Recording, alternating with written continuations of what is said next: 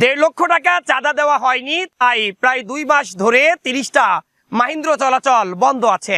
গাড়ির চাকাও যেমন ঘুরছে না, এই 30টি পরিবারের চুলাও তেমন জ্বলছে না। এই 2 মাসে তারা যে কত মানবতার জীবনযাপন করছে, এই দিনমজুর বা দিন এনে দিনে খাওয়া মানুষগুলো ও তার পরিবারের সদস্য ছাড়া আর কেউ বুঝছে না। শেখপাড়া থেকে কুষ্টিয়া মজমপুর গেটে দীর্ঘদিন ধরে প্রতিদিন 140 টাকা করে কাউন্টার ফি দিয়ে একটি গাড়ি মোট 30টা মাহিন্দ্র শেখপাড়া থেকে এই মজমপুর গেটে চলাচল করে। কিন্তু 5 তারিখে নতুন যে বাংলাদেশের জন্ম হয়েছে, তারপর 7 তারিখ থেকে এই গাড়িগুলো চলাচল বন্ধ করে দিয়েছেন বৃত্তিপাড়ার আরেকজন মাহিন্দ্র চালক বা যিনি এই সিন্ডিকেটটা চালান, মোজাম্মেল নামের সেই ব্যক্তি। খবর নিয়ে জানা যায় গাড়ি প্রতি 5,000 টাকা করে, অর্থাৎ 30টা গাড়িতে যদি 1.5 লক্ষ টাকা প্রদান না করা হয় তাহলে এই গাড়িগুলো আর চলবে না। প্রশ্ন, এই যে 7 তারিখ থেকে যে প্রায় 2 মাস এই গাড়িগুলো বন্ধ আছে, এই পরিবারের খবর কিন্তু কেউ রাখছে না। 30টা পরিবার এখন না খেয়ে দিন যাপন করছে এমন অবস্থায়। তারা তাদের আকুতির কথাগুলো জানাচ্ছিলেন। তাদের কাছে যে চাঁদা দাবি করা হয়েছে, এর জন্য ইবি থানায় একটি লিখিত অভিযোগও তারা দায়ের করেছেন, কিন্তু এখন পর্যন্ত কোনো প্রতিকার পাননি। প্রশ্ন, চাঁদাবাজরা কিন্তু চাঁদাবাজি থাকে, ক্ষমতার পালাবদলের সাথে সাথে গিরগিটির মতো তারাও তাদের দল পাল্টায়। এই মোজাম্মেল হক বাবু বা মোজাম্মেল, তিনি গত 7 বছর ধরে এই সিন্ডিকেট চালান। যেই সেই ক্ষমতাসীন আওয়ামী লীগ সরে গেছে, এখন আবার নতুন অভ্যুত্থানের মাধ্যমে নতুন একটি সরকার বা নিরপেক্ষ তত্ত্বাবধায়ক সরকার এসেছে, তখনও মোজাম্মেল হোসেন বাবু তার আসল চেহারায় শুধু খলস পাল্টিয়ে অন্য দলে আশ্রয় নিয়ে আবারও চাঁদা দাবি করছেন। প্রশ্ন, নিয়মিত মালিক সমিতিতে ভর্তি, রুট পারমিট দিয়ে চলা এই গাড়িগুলো কেন এভাবে চাঁদা দাবি করা হচ্ছে, আর এই গাড়িগুলো কেনই বা বন্ধ আছে? এই স্থানীয়দের সাথে আমরা কথা বলছিলাম এবং একই সাথে যারা গাড়ি চালান তারা আমাদেরকে বলছিলেন, সমস্যা আমরা দীর্ঘ আজ 12 বছর সবাই মিলতালে চালাই শেখপাড়া হইতে মজমপুর গেট পর্যন্ত। সর্বমোট 140টা গাড়ি আছে।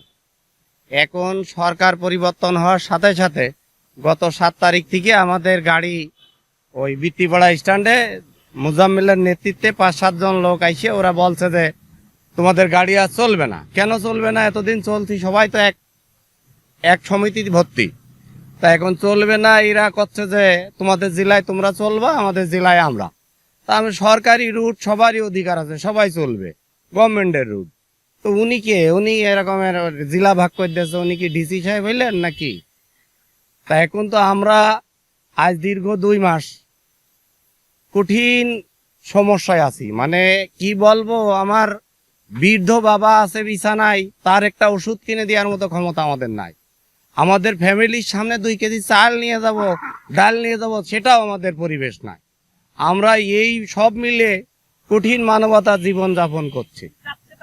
তারা চাচ্ছে যে এই একটা নাম্বার থেকে ফোন দিয়ে বলছে তোমাদের সুন্দরভাবে চালাইতে পারবো, তোমরা গাড়ি প্রতি 5,000 করে টাকা দিতে হবে, 30টা গাড়ি 1.5 লক্ষ টাকা দিতে হবে, এই হইলে আমরা তোমাদের চালাইতে দিতে পারি।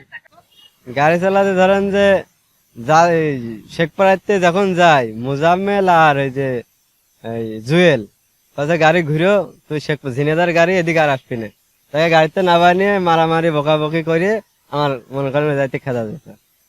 আমি বললাম যে আমি আগে চলেছি, এখন চলতে পারবো না, কে এখন চলা যাবি না, এখন তুই ঘরে। এইসব ওরা গেলেই মারামারি বকাবকি আছে। আমাদের গাড়ি গত 5 তারিখে দেশ স্বাধীন হয়েছে। 7 তারিখ থেকে আমাদের শেখপাড়া একটা কুষ্টিয়া জেলার শেষ সীমান্তে, শেখপাড়া থেকে গাড়িগুলো মজমপুর গেটে চলে, কিন্তু 7 তারিখ থেকে এই গাড়িগুলো আমাদের যেতে দেয় না, বলে তোমরা তোমাদের জেলায় চালাও। আমাদের গাড়িগুলো সব কুষ্টিয়াতে ভর্তি। এই গাড়ি তো ঝিনেদা, যদিও আমাদের বাসা ঝিনেদা জেলায় হয়, কিন্তু কুষ্টিয়া জেলা শেষ আমাদের লাগোয়া গ্রাম, এটা আমাদের রুট কুষ্টিয়াতেই।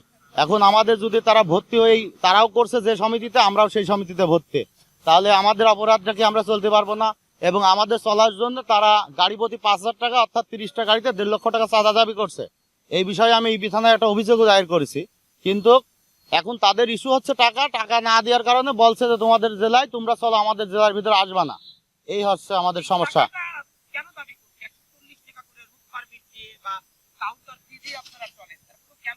এটা তারা চাঁদাবাজি করছে। মোজাম্মেলের নেতৃত্বে যে আমার কাছে ফোন দিছিল, আমার নিজের ফোনে আমার কাছে সেটা কল রেকর্ডও আছে। এর নাম হলো গিয়ে খোকন মিস্ত্রি, ওই মুজাম্মেলের বাড়ির পাশে এর বাড়ি। এটা মুজাম্মেলই করাচ্ছে, মুজাম্মেলই সবকিছু নেতৃত্ব দেয় মুজাম্মেল। তাদের বক্তব্য তো শুনছিলেন, তারা আমাদেরকে যে তথ্যগুলো জানাচ্ছিল সেই তথ্যগুলো শুনে আপনিও অবাক হয়েছেন নিশ্চিত জানি। কারণ এই দিনমজুর মানুষগুলো তাদের গাড়ির চাকা যেমন 2 মাস ধরে ঘুরছে না, এই কারণেই তাদের সংসার চলছে না, তাদের চুলাগুলো জ্বলছে না। বৃদ্ধ বাবা মা এবং সন্তানদের মুখে 3 বেলা 3 মুঠো আহার তারা তুলে দিতে পারছে না। তারা কুষ্টিয়ার যারা প্রশাসনের কর্মকর্তারা রয়েছেন তাদের কাছে আকুল আবেদন জানিয়েছেন। একই সাথে কুষ্টিয়ার নতুন রাজনৈতিক প্রেক্ষাপটে বিএনপির 2 জন গুরুত্বপূর্ণ ব্যক্তি রাজনীতিতে এসেছেন, আহ্বায়ক এবং সদস্য সচিব, তারা দুজনই মানবিক মানুষ। তাদের কাছেও তারা দৃষ্টি আকর্ষণ করেছেন এই 30টি পরিবার অন্ততপক্ষে তারা আগের মতো চলাচল করতে চান। প্রশ্ন, তারা যেহেতু নিয়মিত রুট পারমিট দেন, এতদিন চলে আসছেন, তাদের গাড়ি অবৈধ হতে পারে, সেটা পুলিশ ধরবে। এই গাড়ির জন্য সাধারণ মানুষ চাঁদা দাবি করার কে? এটাই কিন্তু প্রশ্ন। আমরা চাই অনতিবিলম্বে যারা চাঁদা দাবি করেছে তাদেরকে আইনের আওতায় এনে এই গাড়িগুলো পুনরায় চলাচলের ব্যবস্থা করা হবে।